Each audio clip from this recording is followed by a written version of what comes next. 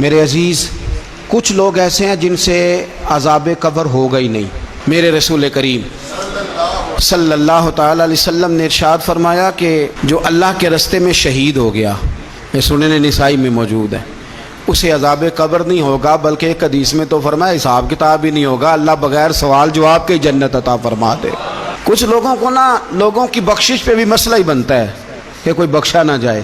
وہ ایک صاحب کہہ رہے تھے جی یہ کیا معاملہ ہے کہ جمعے کو بندہ مر گیا یا فلانا ہو گیا تو اس سے حساب کتاب نہیں ہوگا، اتنے بڑے جرم لوگوں نے اتنے پاپ، اور جمعے کو مر گیا تو بخشا جائے گا۔ تو میں نے کہا جرموں کا بھی اسے حساب اللہ لے لے گا، لیکن میاں حساب کتاب کی ڈیوٹی نہ اللہ کی ہے تو بہتر یہ ہے کہ اسی کے ہاتھ میں رہے، تو نہ اپنے ہاتھ میں لینے کی کوشش کر۔ سنن ترمذی کی حدیث۔ ہمیں پتہ نہیں کیا مصیبت ہے، ہمیں پتہ نہیں کیا مسئلہ ہے۔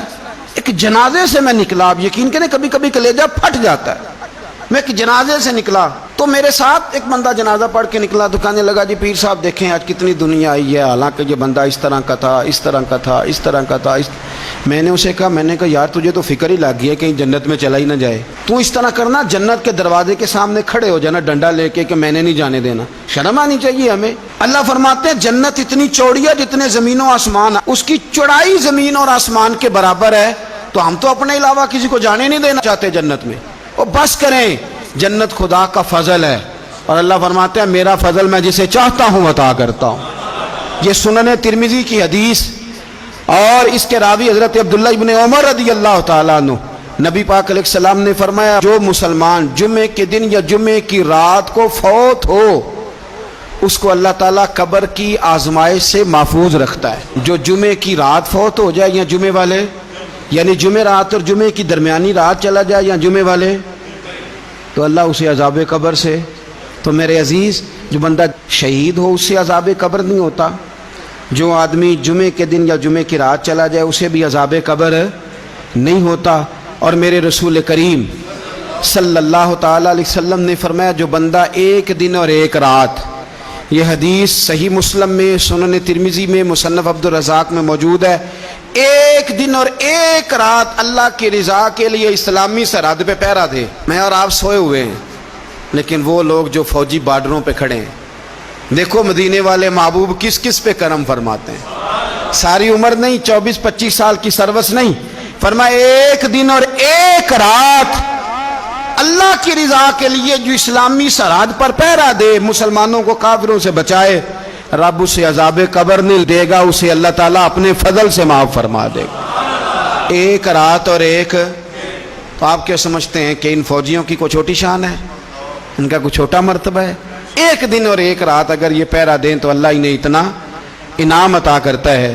اسی طرح سن لو، یہ ذرا غور سے سننا،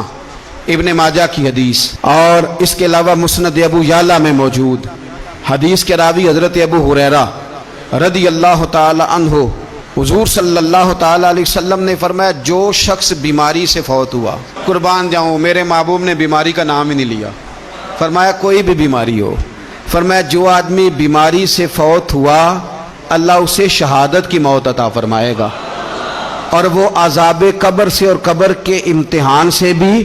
محفوظ رہے گا، اور حضور فرماتے ہیں اس کو صبح اور شام جنت کے باغوں میں سے رزق دیا جائے گا۔ جو کسی بھی بیماری سے مرا،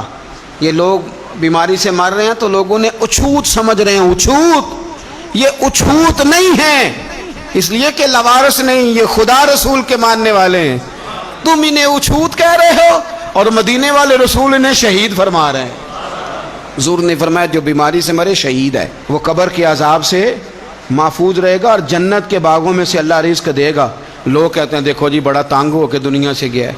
تو اس بندے کو بھی عذاب قبر نہیں ہوتا۔ اسی طرح جو بندہ سورہ ملک پڑھتا ہے، سنن ترمذی میں حضرت ابن عباس سے روایت ہے کہ حضور صلی اللہ علیہ وسلم کے ایک صحابی نے ایک جگہ خیمہ لگایا تو وہاں سورہ ملک پڑھنے کی آواز آتی، کوئی بندہ پڑھنے والا نظر نہیں آتا تھا۔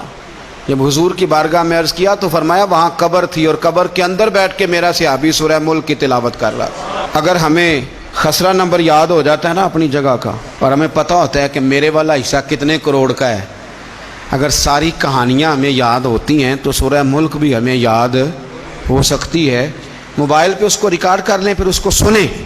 کبھی بھی سورہ ملک میں، اور ہمارے سلسلہ عالیہ میں تو سورہ ملک وظیفہ ہے، ہمارے الوظیفۃ الکریمہ میں اعلیٰ حضرت نے لکھا ہے کہ رات کو سورہ ملک اور سورہ یاسین کے بغیر سونا نہیں۔ سورہ ملک اتنی شاندار صورت ہے کہ نبی پاک صلی اللہ علیہ وسلم نے فرمایا یہ قیامت کے دن اللہ کی بارگاہ میں ناز سے جھگڑا کرے گی اور کہے گی اے اللہ یہاں تو میرے پڑھنے والے کو جنت عطا فرما یا مجھے قرآن پاک سے علیحدہ کر دے، تو رب کریم پھر اپنے فضل سے پڑھنے والے کو جنت عطا کرے گی۔